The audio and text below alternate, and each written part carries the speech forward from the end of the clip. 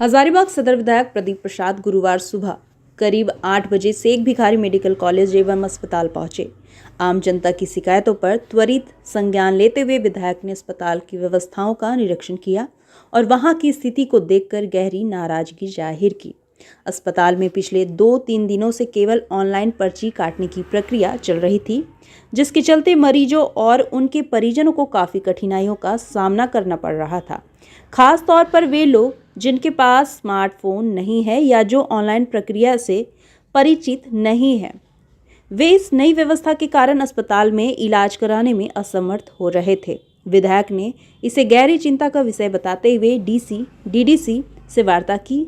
वहीं अस्पताल प्रशासन को निर्देश दिया कि तुरंत ऑफलाइन पर्ची काटने की सुविधा बहाल की जाए।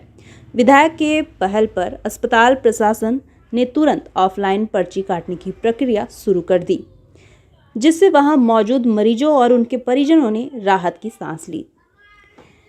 एम्बुलेंस की बदहाली पर जताई नाराजगी जताई। अस्पताल में खड़ी एम्बुलेंस की खराब स्थिति का भी जायजा लिया गया। उन्होंने पाया कि कई एम्बुलेंस लंबे समय से मरम्मत के अभाव में अनुपयोगी पड़ी हुई है। इस पर कड़ी नाराजगी जताते हुए उन्होंने अधिकारियों को फटकार लगाई और निर्देश दिया कि सभी एम्बुलेंस को जल्द से जल्द ठीक करवाया जाए ताकि मरीजों को समय पर सुविधा मिल सके। पोस्टमार्टम प्रक्रिया में हो रही अनावश्यक देरी को भी गंभीरता से लिया गया।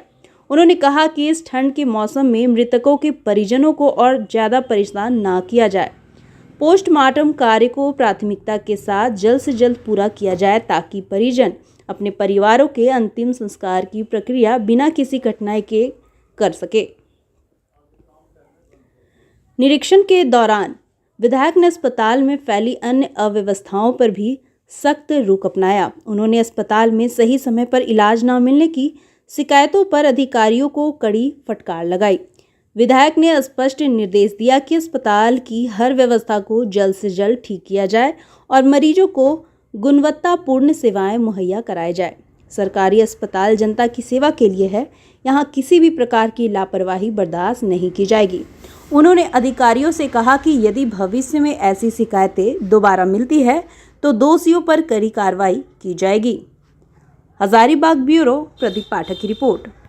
क्षेत्र से लोग आ रहे हैं, बहुत परेशान दिख रहे हैं क्योंकि सबके पास मोबाइल नहीं, किसी के पास छोटा फोन है। ऐसे में क्या लगता है कि ऐसे प्रशासन किस तरह से डिसीजन लेते हैं, इनको ये समझ में नहीं आ रहा है। एक अभी इटखोरी का कोई लोग यहाँ खड़े हुए हैं, देखिए 4 बजे से है, उनकी माँ कल से यहाँ पर है और उनका नंबर नहीं लग पा रहा है इसलिए कि ऑनलाइन हो नहीं रहा। उसका बच्चा इटखोरी से उठ के भी आ रहा है, तो अभी काउंटर बंद है। 8 बजे खुलना था, 8:30 भी बज गया, अभी तक खुला नहीं है। कोई पदाधिकारी जिम्मेवारी लेने को तैयार नहीं है। सिविल सर्जन बोलते हैं कि मेरे जो डिसीजन में नहीं है।